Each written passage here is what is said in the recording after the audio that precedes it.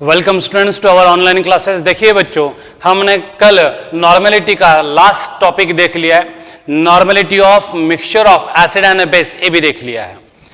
आपने ये लेक्चर देख लिया होगा, समझ लिया होगा अच्छे से, और फॉर्मूले भी लर्न किए होंगे। तो आपको क्या करना है कि जितनी भी हमारी कॉन्सेंट्रेशन टर्म्स हुई हैं उन सब के नोट्स तो आपके पास है ही।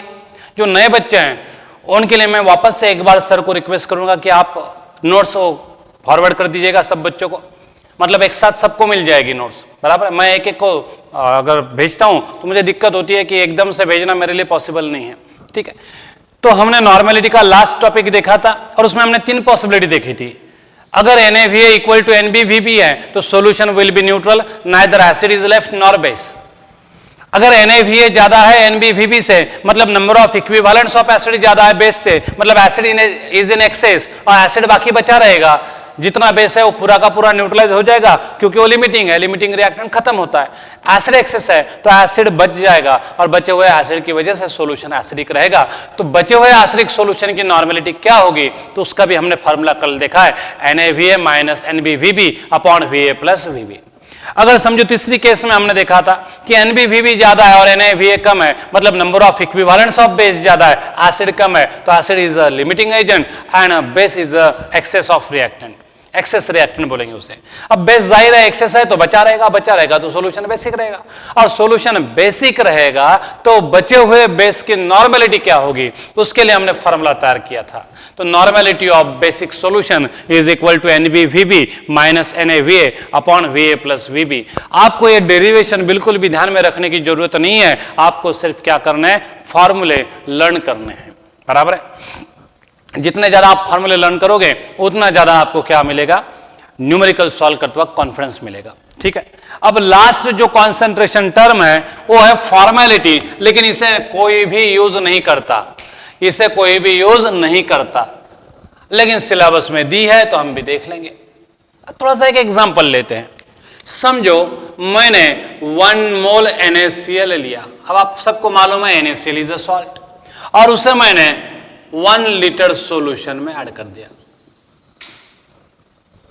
तो ऐसा इमेजिन करो कि हमारे पास 1 मोल NaCl है और हमने 1 मोल NaCl से 1 लीटर सॉल्यूशन बना लिया है। What is the molarity of that solution? Molarity of solution का फार्मूला एक बार बताओ मन ही मन में क्या है, number of moles of solute upon volume of solution in litre. तो what will be the molarity of solution? तो जो मैंने ऊपर वाला सॉल्यूशन बनाया है उस सॉल्यूशन की मोलैरिटी 1 है। ये कैसे बोल रहा हूं मैं, फार्मूला का इस्तेमाल करके। तो मैंने ही सॉल्यूशन तैयार किया है, मुझे मालूम है कि सॉल्यूशन का वॉल्यूम कितना है, मुझे ये भी मालूम है कि मैंने सॉल्यूट कितने मोल डाला है। मैंने बराबर गिन के 58.5 ग्राम NaCl लिया, मतलब 1 मोल NaCl लिया, और उससे मैंने 1 लीटर सॉल्यूशन तैयार किया। अब जबकि सॉल्यूशन मैंने ही तैयार किया है तो number of moles of solute added exactly मुझे मालूम है 58.5 ग्राम, यानी मॉलिक्यूलर वेट कितने ग्राम NaCl लिया है, 1 मोल NaCl है। और सॉल्यूशन का वॉल्यूम मैं तो मेरे आंखों से देख रहा हूं कि जो कंटेनर लिया था उस पर मैंने मार्किंग की है 1 लीटर की, वहां तक वॉल्यूम आ गया, मतलब 1 लीटर वॉल्यूम भी सॉल्यूशन का बन गया। दोनों वैल्यू एक्यूरेटली नोन है मुझे, तो फिर मोलैरिटी मैं निकालूंगा by using the formula number of moles of NaCl upon volume of NaCl solution. तो 1 mole NaCl is added in 1 litre of solution, तो what should be the molarity, 1। तो theoretically मैंने मोलैरिटी निकाली NaCl की और वो क्या होनी चाहिए, 1 होनी चाहिए।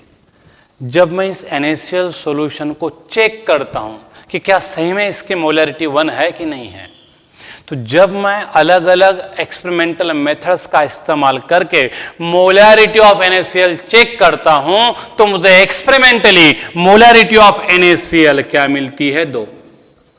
ऐसा कैसे होगा भाई?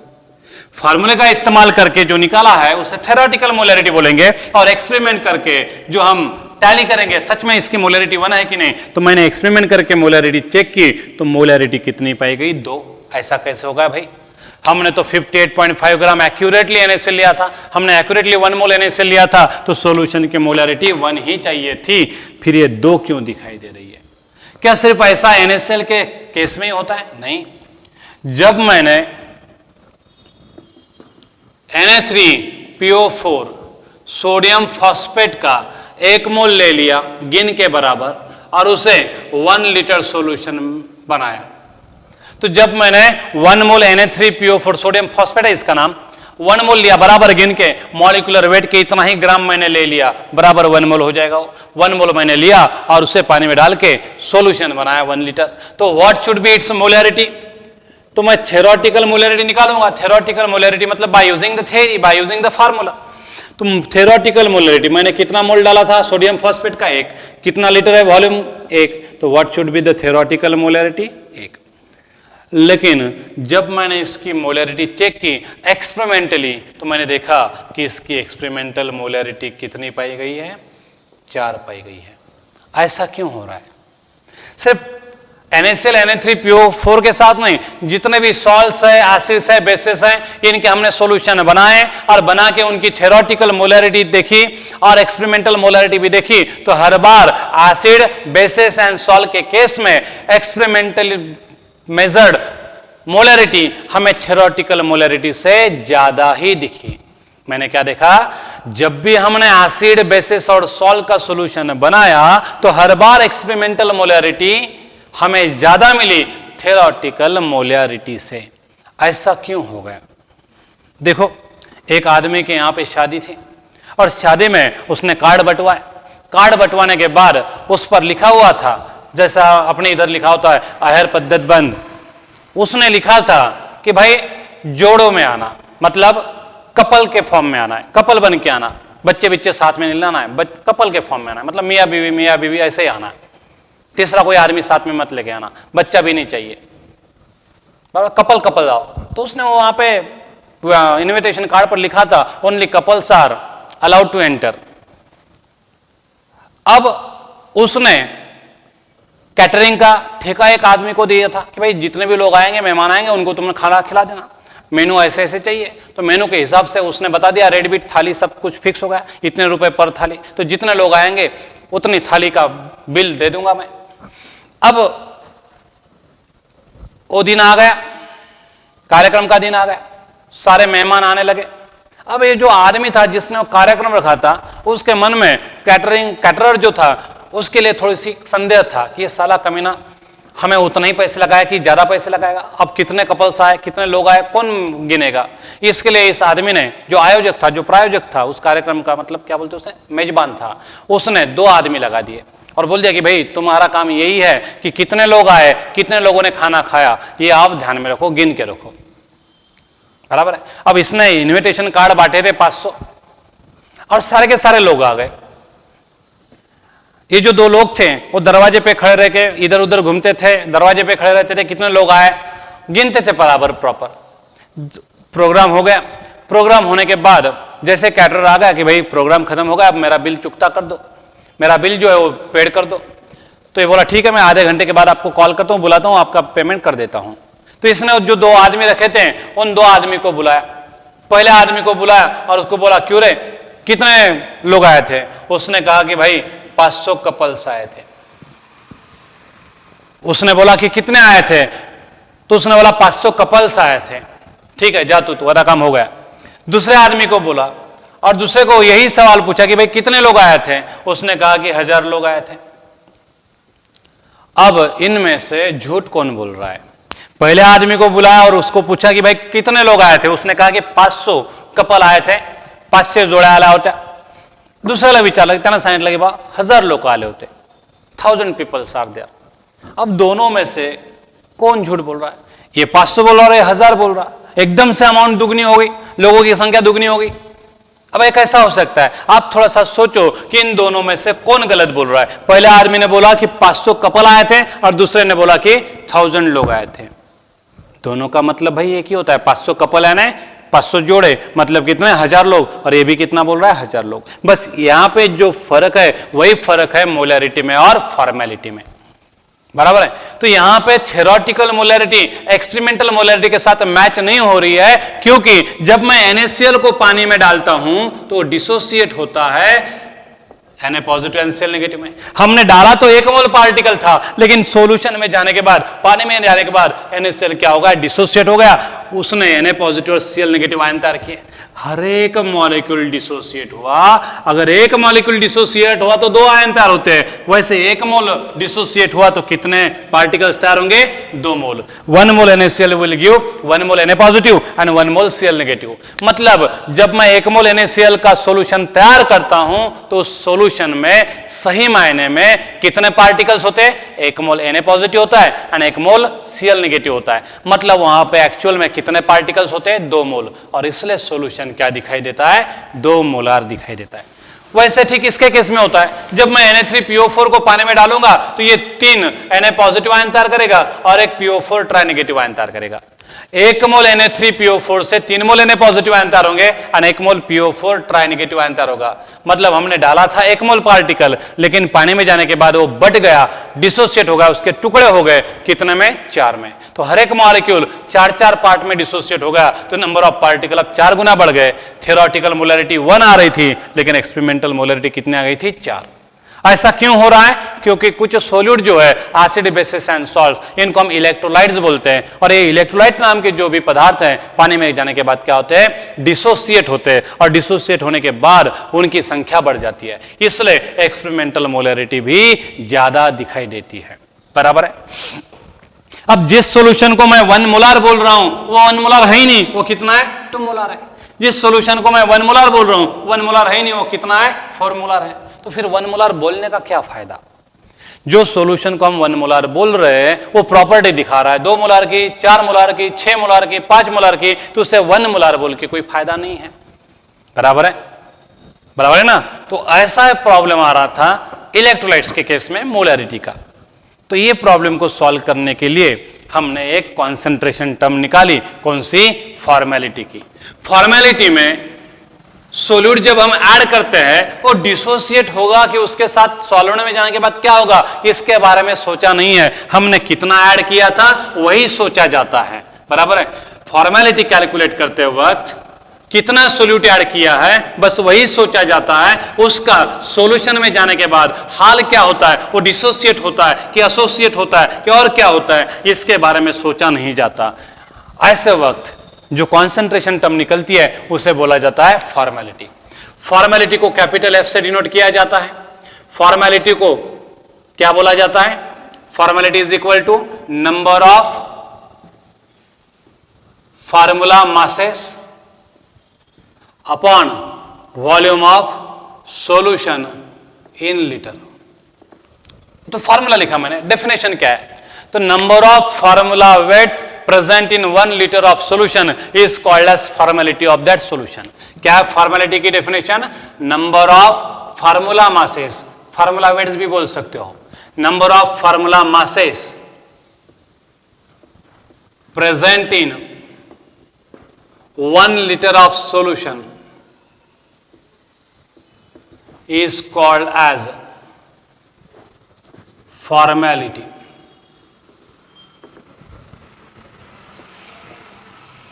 Number of formula masses of solute present in 1 liter of solution is called as formality. अब आपको सवाल आ गया होगा मन में कि what is meant by formula masses? तो 1 formula mass यानी मॉलिक्यूलर वेट के इतना ग्राम, 1 फार्मूला मास यानी कह रहे मॉलिक्यूलर वेट कितने ग्राम। लेकिन आपको यह भी पता है मॉलिक्यूलर वेट कितने ग्राम को हम क्या बोलते हैं? 1 मोल बोलते हैं। मतलब 1 मोल एंड 1 फार्मूला मास क्या है? सेम ही है। Number of moles and number of formula masses क्या है? सेम ही है। बराबर है? फार्मूला मास यानी मॉलिक्यूलर वेट कितना ग्राम, लेकिन मॉलिक्यूलर वेट कितने ग्राम को हम पहले क्या बोल चुके हैं? 1 मोल। तो 1 मोल यानी 1 फार्मूला मास, 2 मोल यानी 2 फार्मूला मास, 3 मोल यानी 3 फार्मूला मास। तो ऐसा फार्मूला मास को हम डिफाइन करते हैं। बराबर है? तो फार्मूला मास यानी molecular weight express in gram is called as formula mass. 1 formula mass equal to 1 mole, n formula mass equal to n mole. मतलब number of moles and number of formula mass में कोई अंतर नहीं है, सिर्फ नाम अलग रखा है। बराबर है? जैसे राम का नाम स्कूल में राम होता है और घर में पिंटू चिंटू होता है, तो वैसे ये है, सिर्फ नाम बदल गया, मतलब एक ही है। तो 1 फार्मूला मास है 1 मोल है, 1 मोल है 1 फार्मूला मास है। Number of moles are always equal to number of formula masses. लेकिन जब हम फार्मूला मासेस बोलते हैं तो वहां पे सोल्यूट के साथ सॉल्वेंट में जाने के बाद क्या होता है इसके बारे में हम बिल्कुल भी नहीं सोचते। वो डिसोसिएट होता कि एसोसिएट होता, actual number of particle solution में कितने बन गए इसके बारे में हम नहीं सोचते। हमने डाला कितना था बस वही पकड़ के रखेंगे। हमने 1 मोल NaCl डाला था, मतलब हमने 1 फार्मूला मास ऑफ NaCl डाला था 1 लीटर में, तो उसकी फॉर्मेलिटी कितनी है 1 है, क्योंकि हम डिसोसिएशन ऑफ NaCl के बारे में सोच ही नहीं रहे हैं। इसलिए formality and number of formula mass present in 1 litre of solution है। तो समझो V लीटर सॉल्यूशन में कितने फार्मूला मास है, n number of formula mass है, तो 1 लीटर सॉल्यूशन में कितने होंगे भाई, तो n अपॉन V लीटर, तो number of formula masses upon volume of solution in litre, इसको बोलते हैं हम फॉर्मेलिटी बोलते हैं। फॉर्मेलिटी यानी दूसरा तीसरा कुछ नहीं है। नंबर ऑफ फार्मूला मासेस को मैं क्या बोल सकता हूं, number of moles of solute upon volume of solution in litre. लेकिन इसी को मैं क्या बोलता हूं, थ्योरेटिकल मोलैरिटी। इसलिए फॉर्मेलिटी दूसरा तीसरा कुछ नहीं है, थ्योरेटिकल मोलैरिटी ही है। अगर फॉर्मेलिटी यानी थ्योरेटिकल मोलैरिटी है तो काहे हम फॉर्मेलिटी ये नया नाम यूज करेंगे, थ्योरेटिकल मोलैरिटी बोल के भी तो काम चलता है ना। इसलिए फॉर्मेलिटी एक कॉन्सेंट्रेशन टर्म किसी ने भी एक्सेप्ट नहीं की, किसी ने भी यूज नहीं की, लेकिन हमें मालूम चाहिए था what is mean by formality. तो आप एक ही बात याद रखना, फॉर्मेलिटी यानी theoretical molarity. What is mean by theoretical molarity, molarity of solution calculated by using formula is called as theoretical molarity. उसकी एक्सपेरिमेंटल मोलैरिटी इलेक्ट्रोलाइट के केस में अलग भी पाई जाएगी। जो इलेक्ट्रोलाइट नहीं है, नॉन इलेक्ट्रोलाइट है, जैसे शुगर है, यूरिया है, इनकी theoretical and experimental molarity same पाई जाएगी, क्योंकि पानी में जाने के बाद डिसोसिएट वगैरह वगैरह नहीं होते। इसलिए नॉन इलेक्ट्रोलाइट के केस में theoretical molarity and experimental molarity क्या पाई जाएगी, सेम। लेकिन इलेक्ट्रोलाइट्स है, एसिड बेसिस एंड सॉल्ट्स है, तो उनके वक्त theoretical molarity and experimental molarity अलग पाई जाएगी। ऐसे केस में फिर वहां पे फॉर्मेलिटी यूज करना चाहिए, लेकिन फॉर्मेलिटी किसी को भी पसंद नहीं आया। फॉर्मेलिटी यानी ही हमारी थ्योरेटिकल मोलैरिटी है, ऑलरेडी हमारे पास ये कॉन्सेंट्रेशन टर्म है, तो हम ये नहीं बनाएंगे क्यों, और बनाएंगे तो यूज क्यों करेंगे। इसलिए किसी को ये पसंद नहीं है और इसलिए ये कभी आपको देखने को भी नहीं मिलेगी। तो फॉर्मेलिटी यानी क्या है, तो number of formula masses of solute present in 1 litre of solution is called as formality. What is mean by formula masses, what is meant by number of formula masses, number of formula masses is always equal to the number of moles of that solute।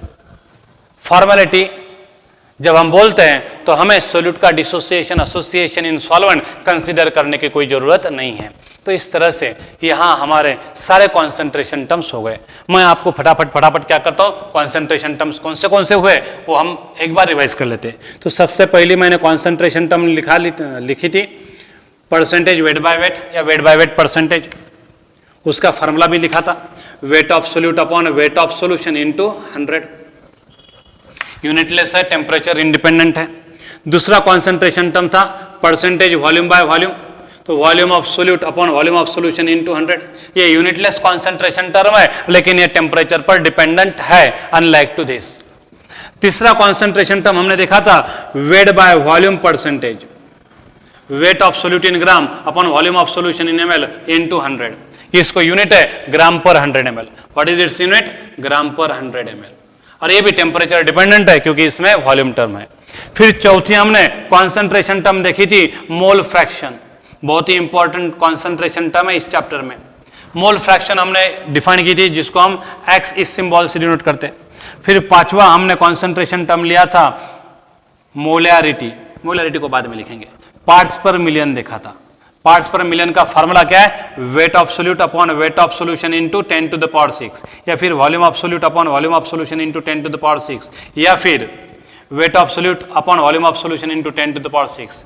ये तीन format में express किया जाता है। Weight by weight के format में ppm express किया तो वेटलेस क्या यूनिटलेस है एंड टेम्परेचर इंडिपेंडेंट है। ये यूनिटलेस है लेकिन टेम्परेचर डिपेंडेंट है, इसको यूनिट भी होगा, इसका यूनिट क्या होगा, ग्राम पर 10 टू द पावर 6 ml, और ये टेम्परेचर पर डिपेंडेंट भी रहेगा। उसके बाद हमने छठी कॉन्सेंट्रेशन टर्म देखी थी मोलैरिटी, और मोलैरिटी में हमने अलग अलग फार्मूले देखे थे। सातवीं कॉन्सेंट्रेशन टर्म हमने देखी है नॉर्मेलिटी, बराबर है, सातवीं कॉन्सेंट्रेशन टर्म देखी है नॉर्मेलिटी। आठवीं कॉन्सेंट्रेशन टर्म देखी है फॉर्मेलिटी, लास्ट में जो लिया था वो। और एक लिखी थी कौन सी, मोलैलिटी, बहुत ही इंपॉर्टेंट है ये molality, small m, capital F, capital N, capital M, बराबर है। मोल फ्रैक्शन को x से रिप्रेजेंट करते हैं। तो ये 9 डिफरेंट कॉन्सेंट्रेशन टर्म्स हो गई। तो आपको क्या करना है, आज से ये 9 कॉन्सेंट्रेशन टर्म के सारे पॉइंट्स पढ़ने हैं, सारे फॉर्मूले याद रखने हैं, और इस पर मैं टेस्ट लेने जा रहा हूं, बराबर है। मैं इस पर टेस्ट लूंगा। आज की तारीख कितनी है, 30 अगस्त है शायद। तो ठीक है, हम 20 सितंबर को इस पर क्या करेंगे, टेस्ट लेंगे। तब तक हमारे न्यूमेरिकल्स भी हो जाएंगे। तो आज मैं आपको तारीख बताता हूं, 20 सितंबर 2020 को हम क्या करेंगे, टेस्ट लेंगे only on first part of the solution and colligative property, मतलब first part up to concentration. आप सब लोग इधर देख लीजिएगा।